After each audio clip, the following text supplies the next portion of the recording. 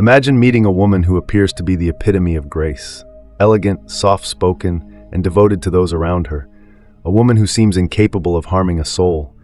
But behind that flawless facade lies a cold-blooded predator, a master manipulator who didn't just betray love, she turned it into a tool for murder. Her husbands, her family, even those who trusted her the most, none of them escaped her carefully laid traps. This is the chilling true story of Jin-sook, South Korea's most infamous Black Widow, a woman who made murder her business and deception her weapon. Born in 1976 in Kwon Province, South Korea, Jin-sook seemed like an ordinary child at first glance. Her family, though not wealthy, was stable, with hardworking parents who dedicated themselves to raising their 4 children. But beneath the surface of this seemingly normal upbringing, something was fundamentally wrong with her. From an early age, she exhibited troubling behaviors. Unlike other children who displayed remorse when caught misbehaving, she never did. She lied with ease, manipulated her peers, and had an unsettling ability to feign innocence whenever necessary. Small acts of theft escalated over time, from taking petty cash at home to stealing items from friends. It wasn't just about material gain, it was about control. She enjoyed the thrill of deception, the power of bending people's perception of her. By the time she reached high school, she had already begun showing a dangerous level of cunning. One particularly disturbing incident involved her drugging a classmate by slipping sleeping pills into their food and then stealing their credit card. When the school discovered the act, it was deemed severe enough to expel her. But instead of feeling shame or regret, she seemed indifferent, as if being caught was merely an inconvenience rather than a moral failing. Her parents, desperate to give her a second chance, moved her to a new school in another city. There, she managed to stay out of major trouble, but the underlying pattern remained unchanged. She continued to steal, lie, and manipulate, though she became more careful about not getting caught. More than anything, she developed an obsession with material wealth. She wasn't just interested in expensive clothes and luxury items.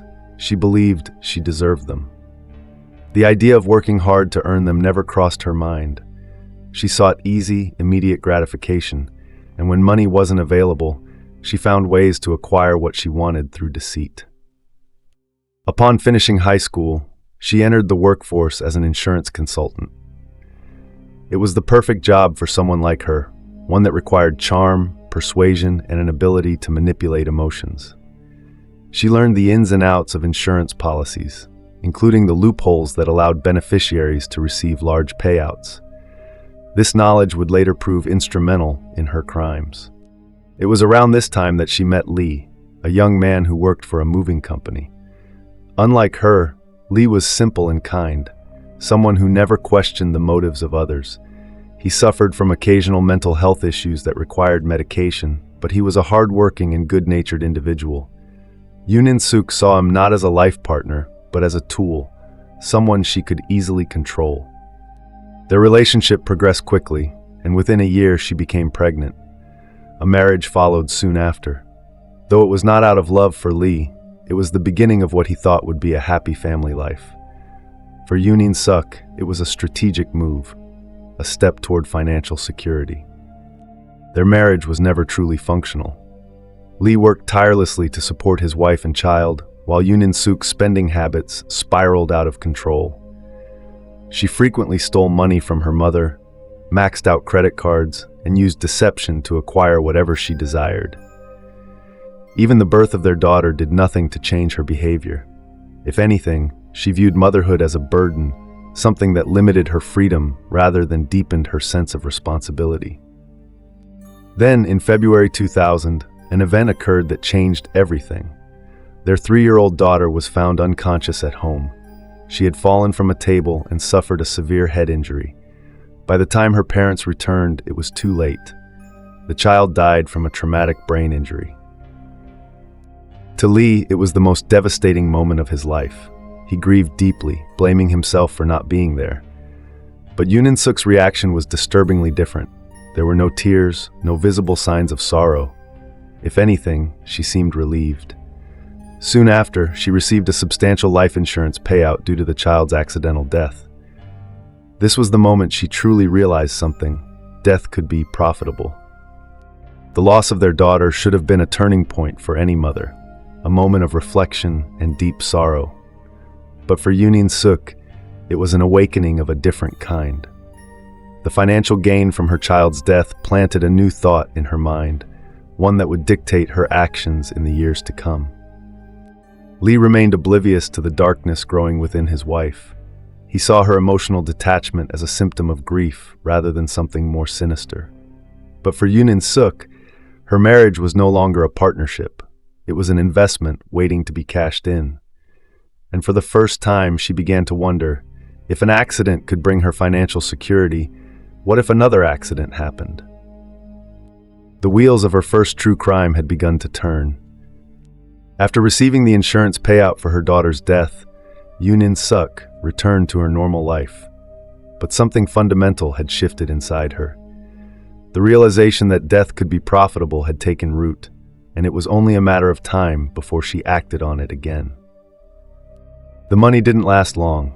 Her insatiable need for luxury quickly drained the funds, and soon she found herself in the same financial predicament as before. The difference now was that she had learned a valuable lesson. If a child's death could bring in money, what about a husband's?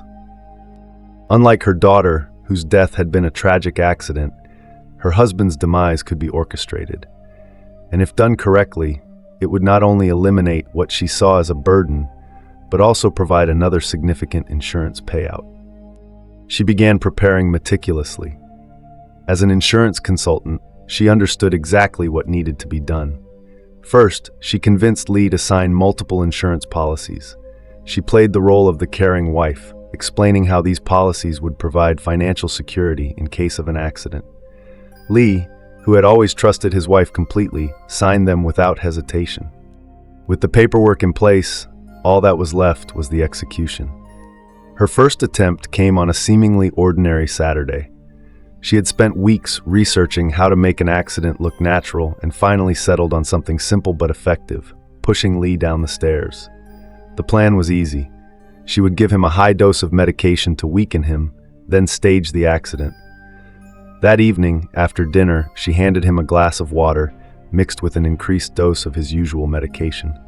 Within minutes, he became groggy, his limbs unsteady. As he stood near the top of the staircase, she moved closer and with a calculated push, sent him tumbling down. The sound of his body hitting the wooden steps echoed through the house. She waited a few seconds before rushing down, feigning panic as she called emergency services. But something unexpected happened. Lee survived. He had suffered a head injury, but it wasn't fatal. Her plan had failed, but she wasn't discouraged. If anything, she saw it as a learning experience. Enough to start a new life, to continue the lavish lifestyle she craved. But as always, it didn't last. Within months, she had spent most of it indulging in expensive clothes, luxurious outings, and meaningless pleasures. For most people, the murder of a spouse would be a defining, irreversible moment, a crime of such magnitude that it would weigh on their conscience, leaving them haunted by guilt. But for Jin-sook, it was nothing more than a transaction. And like any addict chasing their next high, she needed another fix.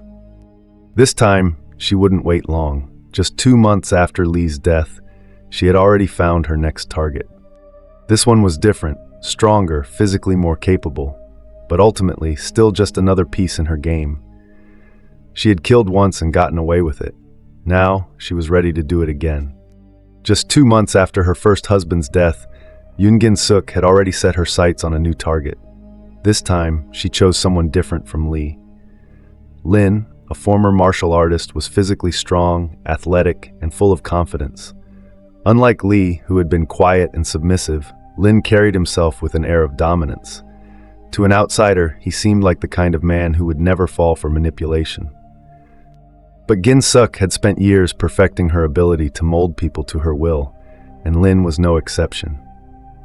She met him at a nightclub, where her beauty and refined demeanor immediately caught his attention. From the moment he laid eyes on her, he was captivated. She played her role masterfully, presenting herself as a woman of wealth and sophistication. She spoke of her prestigious background, her family's vast fortune, and her luxurious lifestyle.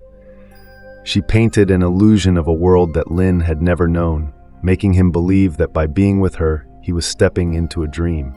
To solidify his trust, she showered him with expensive gifts. A luxury SUV appeared as a surprise one evening, a testament to her supposed wealth. Lin was overwhelmed by her generosity, believing he had found a woman who not only adored him, but also had the means to provide for him. He fell in love quickly, blindly, without ever questioning how a woman who claimed to be so wealthy had mysteriously lost her first husband just months prior.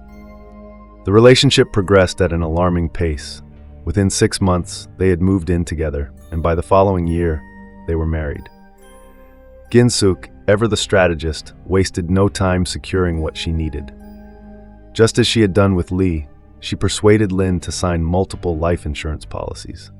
She convinced him that she was merely thinking of their future, ensuring that if anything ever happened, they would both be financially secure. Lin, intoxicated by love and the illusion of stability, signed the documents without hesitation. The moment the ink dried, his fate was sealed. At first, she did not rush into another murder. She had learned from her first experience. The process needed to be gradual, methodical. The first step was to weaken him. Unlike Lee, who had pre-existing health issues, Lin was strong and resilient. A single accident would not be enough. She needed to break him down over time. It began subtly. She would slip small doses of medication into his drinks, just enough to make him feel fatigued and disoriented. Whenever he complained of feeling unwell, she would act concerned, insisting that he needed rest. Weeks turned into months, and his condition slowly deteriorated. He was no longer as energetic as he once was, and his reflexes, once sharp, had dulled. Then came the first real attack. One evening, after ensuring he had taken an increased dose of the drug she had been giving him, she led him toward the living room. As he stumbled forward, struggling to keep his balance, she timed it perfectly. A swift push, and his body crashed onto the cold marble floor. The impact was severe. His hip was fractured, his body racked with pain. He was hospitalized for weeks, during which Jin-sook continued to play her part flawlessly. She visited him every day, bringing him meals, tending to his needs, convincing him that she was the only one who truly cared for him. And Lin, blinded by both love and the physical pain that consumed him, never once suspected her true intentions. The moment he was discharged, she resumed her game. This time, she escalated her methods. During the night, while he slept, she inflicted small injuries on him, burns, cuts, bruises, all subtle enough to be dismissed as accidents. His body was covered in wounds he could not explain. His health declined further, and his medical bills piled up. But for Jin-sook, none of this mattered. She was only waiting for the inevitable. 3 months after his initial injury, she decided it was time. One night, after making sure he was in a deep, medicated sleep, she carried out her most sadistic act yet. Using a sharp needle, she pried open his right eyelid and drove the needle deep into his cornea. Lin woke up screaming, clutching his eye as blood streamed down his face. Jin-sook rushed to his side, feigning terror, insisting that he must have scratched himself in his sleep. At the hospital, the damage was confirmed. He had lost vision in one eye permanently. Jin-sook collected another payout, but just like before, she wasn't satisfied. The following weeks were a living nightmare for Lin. Every time he seemed to recover, another accident occurred. He slipped in the bathroom, he burned himself on the stove, he cut himself while cooking. He became convinced that he was simply unlucky, that his own body was betraying him. By February 2003, he had grown so weak that he could barely function. His once muscular frame had withered, his mind clouded by the constant state of sickness and injury. Jin-sook knew the time had come. She prepared a final dose, a lethal combination of drugs disguised as his regular medication. That night, as he lay in bed, she sat beside him, watching as his breathing slowed, his body succumbing to the poison. In the early hours of the morning, Lin died in his sleep. The official cause of death was ruled as a severe allergic reaction. Doctors found nothing suspicious. And once again, Jin-sook played the role of the heartbroken widow. She cried at his funeral, accepted the condolences, and walked away with a fortune in insurance money. This time, she was more careful. She waited longer before making any extravagant purchases. She moved to a new neighborhood, distancing herself from any lingering suspicions. For months, she maintained a low profile, but her nature could not be suppressed. She had gotten away with murder twice. The thrill of manipulation, the power she held over life and death, it had become an addiction. But money was always fleeting, and as it dwindled, she began to look elsewhere. For the first time, her eyes turned toward her own family, her mother, her brother, those closest to her. People who loved her unconditionally, people who trusted her without question, people who would never see it coming. Jin-sook had always been a master of deception, but until now her victims had been outsiders, men who had fallen into her web of lies, lured by beauty and the illusion of love. Their fates had been sealed the moment they put their trust in her. But now, as her bank account once again began to dwindle, she made a decision that was as shocking as it was inevitable. She no longer needed to find a new husband to manipulate. She had people close to her who trusted her implicitly, people who would never suspect that she was capable of betrayal, and most importantly, people whose suffering could be turned into profit. Cornea, replicating the same cruel method she had used on her second husband. The pain should have been unbearable, but under the effects of the drug, her mother barely stirred. By the time she woke up, the damage was done. The blindness in one eye was irreversible. Doctors diagnosed it as a spontaneous ocular rupture, an unfortunate but explainable medical event. Jin-sook sat beside her mother's hospital bed, holding her hand, whispering words of comfort. She played the role of the devoted daughter so convincingly that even in her suffering, her mother felt grateful to have her there. Jin-sook, of course, had already begun filing the insurance claims. Encouraged by how smoothly it had gone, she turned her attention to her older brother. He was a stronger man, but just like everyone else in her life, he had one fatal weakness. He trusted her. She invited him out for drinks, pretending to celebrate a rare family gathering. When he wasn't looking, she slipped a high dose of medication into his glass. By the time he began to feel lightheaded, she suggested they head home. On the way, she steered him toward a quiet alley where she suddenly threw a vial of liquid directly into his face. The acid burned through his skin, searing his eyes with unbearable pain. He collapsed, screaming, clutching his face as the damage spread rapidly through his corneas and optic nerves. Jin-sook didn't panic. She knelt beside him, pretending to be in shock, calling for help in a hysterical voice. When paramedics arrived, she sobbed as she told them how someone had attacked her brother out of nowhere, disappearing into the night. Her brother never regained his sight. The tragedy of two family members losing their vision in such a short span of time was enough to draw some suspicion, but there was no evidence to link Jin-sook to either incident. If anything, she was seen as a devoted daughter and sister, tirelessly caring for her ailing relatives. The money from their insurance claims rolled in without issue. But she had made a mistake. Her younger brother had started to notice a pattern. He had always been the quiet one in the family, observant and thoughtful, someone who never spoke unless he was sure of what he was saying. And now he was watching Jin-sook closely. Their sister had lost an eye. Their brother had been blinded completely. Both incidents had been dismissed as terrible misfortunes, but something felt off. He began questioning how his once healthy siblings had suddenly been struck by devastating injuries, especially when Jin-sook had been the only one present in both cases. He wasn't the only one. The insurance companies, too, had started noticing an unsettling trend. One family, multiple high payout claims, all connected to a single beneficiary. Jin-sook sensed the growing suspicion. She knew she couldn't afford to let it escalate, and so she made the most chilling decision of her life. She would get rid of them all.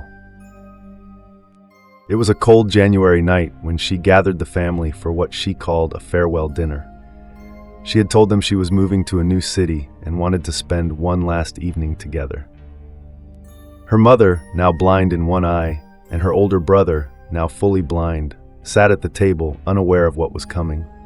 The tea she served was laced with enough sedatives to render them all unconscious within minutes.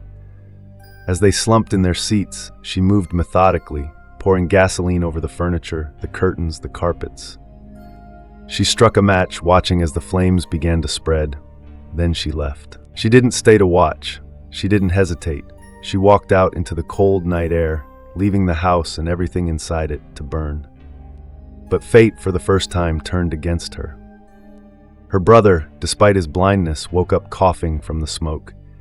He couldn't see, but he could feel the heat, hear the crackling flames.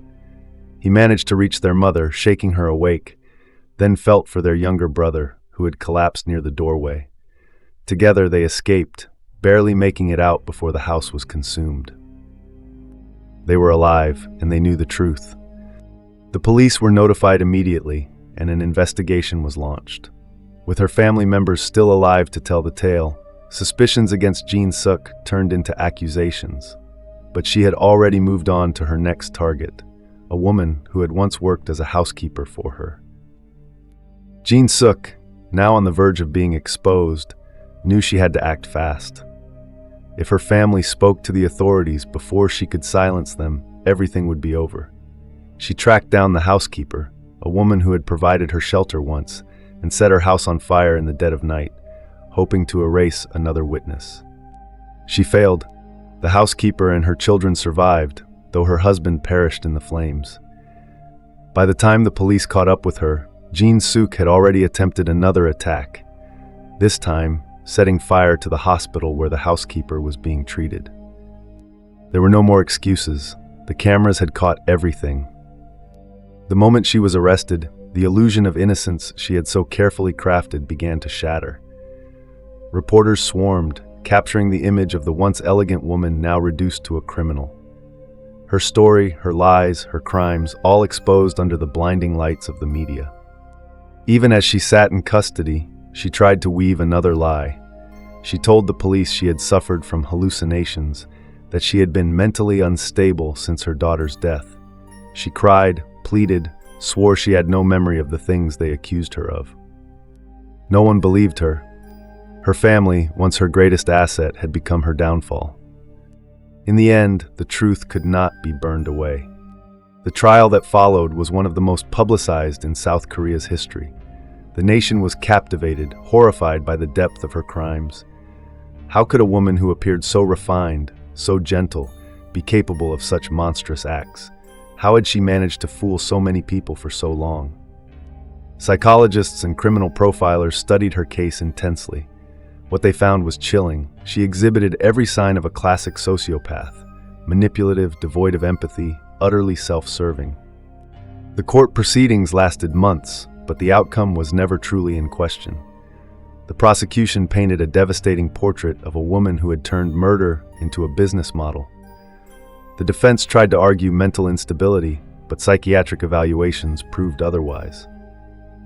The judge delivered the final verdict: life imprisonment, no chance of parole, no possibility of release. The day she was transferred to the women's prison, she walked in with the same stoic expression she had worn throughout the trial. No outbursts, no dramatic displays of emotion, just an empty gaze. Years passed, and the world moved on. But for those who had survived her wrath, the scars remained. Her mother lived out the rest of her days in darkness, never understanding how the daughter she had once cradled in her arms had become a monster. And Jin-sook, locked away in a cell, lived in silence. Jin-sook's case is a terrifying reminder that the most dangerous killers aren't always the ones who look like monsters. Sometimes they wear the mask of innocence, hiding in plain sight. But what drives a person to commit such ruthless crimes? Was it pure greed, or was there something even darker lurking beneath? What do you think? Was she born a sociopath, or did life circumstances push her toward becoming one? Could anything have stopped her before she spiraled into this web of destruction? Let us know your thoughts in the comments below. If you found this case as shocking as we did, don't forget to like this video and subscribe for more deep dives into the world's most disturbing true crime cases. Hit the notification bell so you never miss an update. Until next time, stay safe and always question what lies beneath a perfect smile.